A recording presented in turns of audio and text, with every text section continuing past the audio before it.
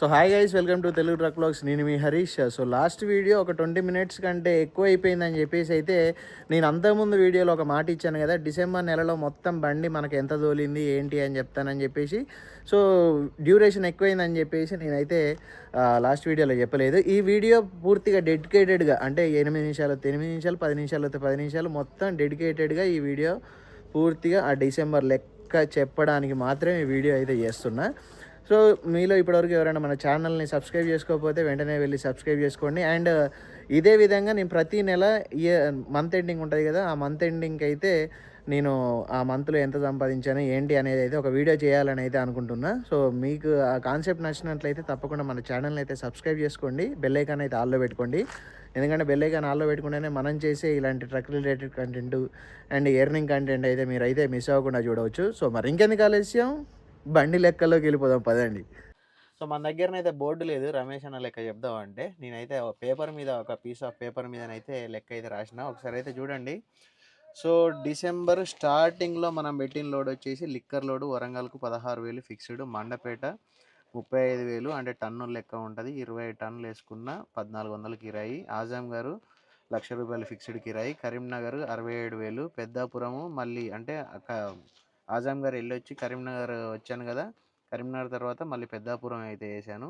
ఆ పెద్దాపురం 1300కే పెట్టాను. మళ్ళీ అక్కడ నుండి రాయగూడ కూడా 1300కే పెట్టాను అనమాట, ఇవి రెండు. సో కాకినాడ 1100కి అయితే పెట్టాను. అండ్ మళ్ళీ చేబ్రోల్ దగ్గర నుండి టైల్స్ అయితే 30,000కి పెట్టాను. మళ్ళీ హైదరాబాద్ నుండి హుబ్లీ అయితే వెళ్ళాను కదా, అది వచ్చేసి 40,000.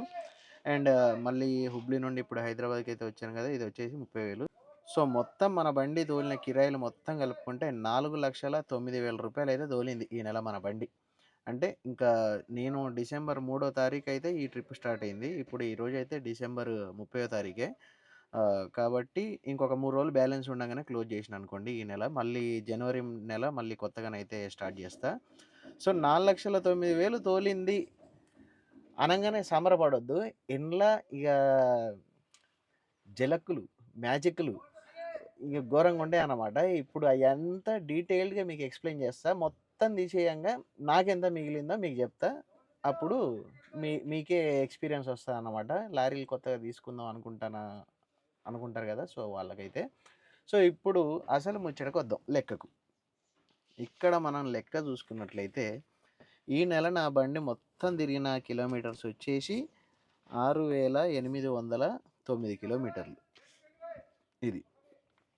అండ్ యావరేజ్ మైలేజ్ నేను 3.5గా తీసుకున్నా. 3.5గా తీసేసుకుంటే డివైడెడ్ బై చేస్తే 1945 వచ్చింది. 1945లో లీటర్కు 96 తెలంగాణ ప్రైజ్ అయితే వేసిన అనమాట. అంటే నువ్వు మహారాష్ట్రకి ఇట్లా పోయినప్పుడు కూడా కొట్టించినావు అని డౌట్ రావచ్చు. మరి నేను ఆంధ్ర వచ్చినప్పుడు కూడా కొట్టించిన కదా, సో యావరేజ్ ప్రైజ్ అయితే 96 తీసుకున్నా. సో ₹186,720. ఇవి వచ్చేసి నేను ఫాస్టాగ్ బ్యాలెన్స్ అనమాట వేసింది. మొత్తం ఈ నెల మొత్తం వేసిన ఫాస్టాగ్ బ్యాలెన్స్ అంటే నేను హిస్టరీ తీసి మొత్తం కౌంట్ అయితే చేసా. ఇందులో ఇంకా ఒక ₹40-50 ఎక్స్ట్రానే ఉంటుంది కానీ కట్ చేసిన. ఇంకా ఇందులో చాలా వరకు మన కటింగ్లే ఉంటాయి అన్నమాట. మొత్తం క్లియర్గానైతే రూపాయలతో సహా అయితే రాయలేదు. అండ్ ఇందులో ఆఫీస్ కమిషన్లు 10,000 రాసిన. అంటే ఇప్పుడు మనం 10 ట్రిప్పులు పెట్టాం కదా, ఈ 10 ట్రిప్పులకు గాను ఆఫీస్ కమిషన్ మినిమం ₹1,000 వేసిన. అంటే కొన్ని దగ్గర ఇప్పుడు ఈ ఆజాం గారి నుండి నేను కరీంనగర్కి అయితే వచ్చాను కదా, ఇది 1,500. కాకపోతే నేను అది కూడా 1,000 తీసుకున్నా. ఇక్కడ హైదరాబాద్ నుండి హుబ్లీ వెళ్ళాను కదా, ఇది 800. సారీ, ఇది కూడా ₹1,000. ఇది ₹1,000 వేసిన. ఇక్కడ మన వరంగల్ లిక్కర్ ఉంది కదా, ఈ లిక్కర్ది 500 ఆఫీస్ కమిషను. సో అట్లా యావరేజ్గా నేను ₹1,000 అయితే చేసేసిన. 10 ట్రిప్పులకు గాను 10,000 కమిషన్లు. కాటాలు 10 ట్రిప్పులు అంటే మనకు ఎన్ని కాటాలు అయితే 20 కాటాలు అవుతాయి. 20 కాటాలు అంటే ఇక్కడ కాటా పెట్టుకోవాలి, అక్కడ కాటా పెట్టుకోవాలి కదా. సో నేను యావరేజ్గా ₹2,000 అయితే వేసినాను అనమాట. 20 కాటాలు అయినా కూడా యావరేజ్గా ₹100 తీసుకున్నా. అంటే మనకు ఒక్కొక్క దగ్గర కాటా ₹100. ఇప్పుడు ఈ రోజులలో ఎక్కలేదు, ఎక్కనైనా 150, 200. ఇంకా నేను మొన్న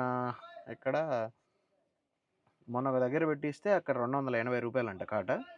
అండ్ లోడింగ్ అన్లోడింగ్లో కొన్ని ప్లేస్లలో ₹50 నడుస్తాయి, కొన్ని ప్లేస్లలో 100 నడుస్తాయి. నేను ఈ రెండింటికి యావరేజ్గా ₹80 తీసుకున్నా. ₹80 తీసుకుంటే ఇక్కడ 10 ట్రిప్పులకు గాను లోడింగ్ అన్లోడింగ్ అంటే మొత్తం ఎంత, మొత్తం కౌంట్ చేస్తే 40,000 లోడింగ్ అన్లోడింగ్ ఈ 10 ట్రిప్లకు. అండ్ ఇవి వచ్చేసి ఈ 10,000 5,000 వచ్చేసి ఆర్టీఓలు అనమాట. ఓన్లీ మనం యూపీ లైన్లో ఒక ట్రిప్ వెళ్ళి వస్తే మనకు అయ్యే ఖర్చు 10,000 వస్తుంది అనమాట. అండ్ రిమైనింగ్ ఈ నేను రాయగడ అటు ఇటు అయితే వెళ్ళినా కదా, ఇవన్నిటిని కలుపుకుంటే నాకు వచ్చిన ఖర్చు అయితే ఇది ఆర్టీఓలది, ఒక యూపీది ఎక్కువ ఉన్నది అనమాట. సో వీటన్నిటిని మనం కౌంట్ అయితే చేద్దాం. సో ఇక్కడ రాసిన ఖర్చులన్నీ నేనైతే కౌంట్ చేశాను. అండ్ ఇది వచ్చేసి ఈ మొత్తం 3,75,720 రూపాయలు, ఇంక్లూడింగ్ ఇంట్లో నా బండి ఈఎంఐ ఉంది 88,600. కాకపోతే నేను ఈ 600 కట్ చేసి 88,000 అయితే రాసిన. ఒకసారి డౌట్ ఉన్నా కూడా ఒకసారి మొత్తం మీ ముందే ఉంది కదా, క్లియర్ కట్గా ఒకసారి కౌంట్ అయితే చేసేసుకోండి. సో బండి ఈఎంఐ ప్లస్ ఈ ఖర్చులన్నీ తీసేస్తే మనకు మిగిలింది ఎంత, 33,280 రూపాయలు. ఈ 33,280లో మా ఇద్దరు జీతాలు, ఎవరి, మా మామది నాది, ఇంతకుముందు నరేష్ అన్న ఉంటే నరేష్ అన్నకు 25,000 ఇచ్చేది, ఎందుకంటే నేను కూడా ఫుల్ టైం డ్రైవర్నే కదా. సో ఆయనకి 25,000 జీతం ఇస్తే ఇలా నాకు మిగిలింది ఎంత, 8,000. ఇప్పుడు మా మామ హాఫ్ టైం డ్రైవర్ కాబట్టి ఆయనకు కొంచెం తక్కువ శాలరీ. సో ఇందులో మిగిలేది ఎంత, ఇంకా ఇందులో నాకు ఇప్పుడు మీరు చూస్తారు కదా ఈ ఫోన్ ఈఎంఐ ఒక 6,000, మన బండి అప్పుడు యాక్సిడెంట్ అయినప్పుడు రిపేర్ పైసలు ఇంకా 3.5 లక్షలు కట్టాలి షోరూంలో, అవి కట్టలేదు. ఇక ఈ సంపాదన సంపాదించుకుంటే ఇక అవన్నీ నిమ్మలంగా బయటపడాలన్నమాట. కాబట్టి కొత్తగా ఫీల్డ్కి వద్దాం అనుకునేటోళ్ళు ఎవరైనా ఉన్నా కూడా ఒక్కసారి ఆలోచించండి. ఎందుకైనా మీకు వేరే మంచి జాబ్ ఉంటే ఆ జాబ్లోనే ఉండండి. లేదు నాకు ఇది తప్ప ఏం తెలియదు అన్నోళ్ళే ఈ ఫీల్డ్లోకి రారు.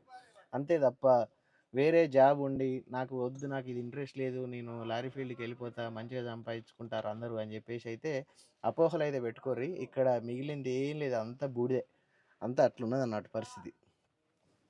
సో ఇది మొత్తానికి టోటల్గా మనకు మిగిలిన ఆదాయం. ఒకసారి అయితే ఆలోచించండి కొత్తగా ఫీల్డ్కి వద్దాం అనుకున్న వాళ్ళు. సో మళ్ళీ కామెంట్ అయితే పెట్టవచ్చు మీరు, మరి 88,000 ఈఎంఐ కట్టినావుగా అది ఇది అని చెప్పేసి. ఈ ఈఎంఐలు కట్టే అన్ని రోజులు అంటే ఎన్ని, 5 సంవత్సరాలు ఈ ఈఎంఐలకు వెళ్తుంది. 5 సంవత్సరాల తర్వాత నీకు బండి పని పెట్టుడు స్టార్ట్ అవుతుంది. ఇప్పుడు పోయిన నెల 1,00,000 రూపాయలు పెట్టి నేను టైర్లు వేయించిన. సో అట్లా నీకు ఈ 5 సంవత్సరాలు బండి మంచిగా ఉంటుంది, ఏ ఇబ్బంది ఉండదు, బండి సాఫీగా రన్ అవుతూ ఉంటుంది, మంచిగా కడుపులో నీళ్లు మెసలకుండా మంచిగా తిరుగుతుంది. 5 సంవత్సరాల తర్వాత నీ బండి పని పెట్టుడు స్టార్ట్ అవుతుంది. కట్టాలంటది, అది అంటది, ఇది అంటది, ఇంజిన్ వస్తుంది, గేర్ బాక్స్ వస్తుంది, ఓ అదొక పెన్. ఇప్పుడు నీకన్నా ఈ ఈఎంఐ 88,000 అవపడుతుంది, అప్పుడు నీకు తెలియకుండానే లక్షలు వస్తాయి. సో అదొకసారి అయితే ఆలోచించుకోండి. సో ఈఎంఐలు కట్టేంత వరకు బండి మంచిగా ఉంటుంది, ఈఎంఐలు కట్టినాక ఈమె స్టార్ట్ చేస్తుంది అన్నట్టు పనులు. సో అట్లుంటుంది లారీ ఫీల్డ్ అయితే. ఒకసారి అయితే కొత్తగా వచ్చేటోళ్ళు అయితే ఆలోచించుకోండి. సో ఈ మంత్ లెక్క అయితే ఇది, ఈ మంత్ అయితే ఇంకో ఇంత సంపాదించిన బండి మీద 4,09,000 చూస్తేనో ఓ ఇంత పెద్ద ఫిగర్ అవపడుతుంది. తర్వాత కింద లెక్క రాస్తేనో మా మామ జీతం తీసేస్తే నాకు ఎంత మిగులుతాయి, 15,000 మిగులుతాయి కావచ్చు, అంతే. అట్లా పరిస్థితి. అర్థమైంది కదా డిసెంబర్ నెల లెక్క. ప్రతి నెల లెక్క మొత్తం రాస్తా, నెల లాస్ట్ వీడియోలో మీకైతే మంచిగా ఎక్స్ప్లెయిన్ చేస్తాను. ఒకవేళ ఇట్లా ఎక్స్ప్లెయిన్ చేసేది మీకు నచ్చినట్లయితే ప్రతి వీడియో ప్రతి మంత్ ఏ మంత్లో ఎప్పుడు ట్రిప్ స్టార్ట్ అయింది, మంత్ లాస్ట్కి ఏ ట్రిప్ దగ్గర ఎండ్ అవుతానో అక్కడి వరకు లెక్కలు రాసేసి అయితే మీకు చెప్పే ప్రయత్నం అయితే చేస్తాను. సరే మరి ఇంతగా 15,000 20,000కి ఏం చేస్తాను అని చెప్పేసి మీకు డౌట్ రావచ్చు. యూట్యూబ్ నుండి ఒక 10,000 15,000 అట్లా ఇన్కమ్ అయితే జనరేట్ అవుతూ ఉంటుంది. ప్లస్ అప్పుడప్పుడు ట్రక్స్ అప్ అప్లికేషన్ అని అదని ఇదని 2,000 3,000 అట్లా వస్తూనే ఉండే. దాంతో ఇక జీవిత చక్రాన్ని అయితే అట్లా నడుపుతా ఉన్నా. ఈ లారీ స్టీరింగ్ తిప్పినట్టు అట్లా జీవిత చక్రం అనేది నడుస్తూ ఉన్నది. సో ఈ 5 సంవత్సరాల తర్వాత మిగులుతాయని నేను కూడా ఆశతోటే ఉండేది. కాకపోతే ఒకసారి ఆలోచించినాక అర్థమైంది 5 సంవత్సరాల తర్వాత ఈ పని పెడుతుంది కదా అని చెప్పేసి. సో అదనమాట ముచ్చట. బండి అన్లోడింగ్ కూడా ఈ లెక్క రాసేంత వరకు అయితే ఆల్మోస్ట్ లాస్ట్ ఒక 4 నెలలకైతే వచ్చేసింది. ఎందుకంటే ఇదంతా నా నోటి మీద ఉన్న లెక్కే ఇది. ఏ ట్రిప్కు ఎంత పెట్టినా ఏం రాసిన అని చెప్పేసి జస్ట్ ఆ నెల ఎక్కడి నుండి ఎక్కడికి వెళ్ళినా అంతా ఇక్కడ ఉండిపోద్ది కదా. ఇప్పుడు ఇక 31st వచ్చింది కదా, ఇక ఈ ఏడాతోటి దీన్ని మర్చిపోతే ఇక మళ్ళీ జనవరిలో మళ్ళీ కొత్తగా స్టార్ట్ చేస్తా గుర్తుంచుకున్నాడు. సో ఈ ఎక్స్ప్లెనేషన్ మీకు ఎట్లా అనిపించిందో ఒకసారి కింద కామెంట్ రూపంలో అయితే చెప్పండి. సో మరి చూశారు కదా, ఒక లారీ ఓనర్ కమ్ డ్రైవర్కి ఎన్ని డబ్బులు మిగులుతానే కొత్త బండి తీసుకుంటా అనేది. సో తీసుకుంటే సెకండ్ హ్యాండ్ బండ్లు తీసుకోరు, మా దూలగాని లెక్క, మా శ్రీకాంత్ గాని లెక్క. సెకండ్ హ్యాండ్ బండ్లు తీసుకున్నా కూడా మీకు ఈఎంఐ తగ్గొచ్చులే కానీ ఖర్చు అయితే ఉంటుంది. ఎందుకు అనేది అయితే చెప్పిన కదా నేను వీడియోలో. రిపేర్స్ అనేవి కొంచెం ఎక్కువ ఉంటాయి అనమాట. సో దానివల్ల ఆల్మోస్ట్ అది ఇది రెండు కలిపి మళ్ళీ అక్కడికే వస్తాయి. కాకపోతే కొంచెం మంచిగా ఉన్న బండి చూసుకొని తీసుకుంటే బెటరు. ఒకవేళ తీసుకోవాలి అని చెప్పేసి ఆలోచన ఉన్న వాళ్ళకు, అంటే నేను ఇంతకుముందు చెప్పాను కదా, నాకు ఈ పని తప్ప వేరే పని చేత కాదు అని ఎవరైతే ఉంటారో, అంటే శ్రీకాంత్ గారు అట్లాంటి వాడేనా, సరే అట్లాంటి ఏం కాదు వాడేమనుకోలే కానీ. సో ఈ పని తప్ప వేరే పని నాకు రాదు, నాకు చేత కాదు అనుకుంటే, తీసుకోవాలి అనుకుంటే సెకండ్ హ్యాండ్లో మంచి బండి చూసుకొని తీసుకోండి. మెయింటెనెన్స్ మంచిగా చేసుకోండి, కొంచెం పర్లేదు. లేదు కొత్త బండి తీసుకుంటాను నేను అంటే మాత్రం ఇక ఇంత అనుభవంతో నేను నా పాత బండి 2016లో తీసుకున్నాం. అది ఆ బండి అనుభవం ప్లస్, అంటే ఆ బండి అనుభవం నీకెక్కడిది అని మీరు అనుకోకండి. ఆ బండి తీసుకోవడానికి కారణమే నేను. మా నాన్న వేరే దగ్గర డ్రైవర్ చేసేటప్పుడే ఆ లెక్కలన్నీ చూసి అంతా రాసి, లేదు మనం ఒకటి సెకండ్ హ్యాండ్ మంచి బండి తీసుకొని దాని మెయింటెనెన్స్ నేను చూసుకుంటా అని మాట ఇస్తేనే మా నాన్న ఆ బండి తీసుకున్నాడు. సో నాకు అనుభవం అప్పటి నుండి ఉంది. మా నాన్న అనుభవం 1980 నుండే ఉందన్నమాట. ఎందుకంటే మా నాన్న ఈ ఆర్టీసీకి రాకముందుకు ఒక లారీ ఓనర్గా చేసినదనే. మా బాబాయ్ వాళ్ళు పెదబాబులు అందరు కలిపి ఒక బండి తీసుకున్నారు. మళ్ళీ అందులో నుండి మా నాన్న వేరైపోయి మళ్ళీ మా నాన్న కూడా వాళ్ళ ఫ్రెండ్స్ 2-3 ఫ్రెండ్స్ తోటి కలిసి సొంతంగా ఒక బండి అయితే తీసుకొని నడపడం అయితే జరిగింది. ఆయన ఎక్స్పీరియన్స్ అప్పటిది ఉంది. నేనైతే మాది ఈ బండి కొన్నప్పటి నుండి ఎక్స్పీరియన్సే. 2016 అంటే ఇప్పుడు ఆల్రెడీ 2026 వచ్చేసిందంటే దగ్గర 10 సంవత్సరాల ఎక్స్పీరియన్స్ ఉంది వెహికల్ మెయింటెనెన్స్లో నాకు. సో కాబట్టి ఈ 10 సంవత్సరాల ఎక్స్పీరియన్స్ మీదనే ఇంత ఇబ్బంది అవుతూ ఉంది. కాబట్టి కొత్తగా వచ్చేవాళ్ళు కొత్త బండ్లు తీసుకొని అయితే ఇబ్బంది పడకండి. సో వీడియో ఇప్పటివరకు చూసారంటే వీడియో మీకు నచ్చిందని నేనైతే అనుకుంటున్నా. వీడియో మీకు నచ్చినట్లయితే తప్పకుండా లైక్ చేసి, లారీ తీసుకుందాం అనుకునే మీ ఫ్రెండ్స్కి అయితే షేర్ చేయండి. ఇక మావాడు తీసుకుంటా అన్నాడు. ఇప్పుడు లెక్క మొత్తం చూసిండు నా పక్కన కూర్చొని. వీళ్ళ నాన్న కూడా లారీ డ్రైవరే, మా మురళిమావ. కాకపోతే ఇప్పుడు లేడు, ఎక్స్పైర్ అయిపోయిండు. మా లెజెండ్ ఉంది కదా, మా లెజెండ్ 2016లో తీసుకొని వచ్చినప్పుడు అప్పుడు మా తాత చనిపోయి ఉండే. బండి పేపర్స్ ఇట్లా అన్నీ అవడానికి కొంచెం టైం పెట్టేసింది. ఆ టైంలో మా తాత చనిపోయిండు. అప్పుడు మా బండి ఫస్ట్ డ్రైవర్ వీళ్ళ నాన్న, మా మురళిమావ.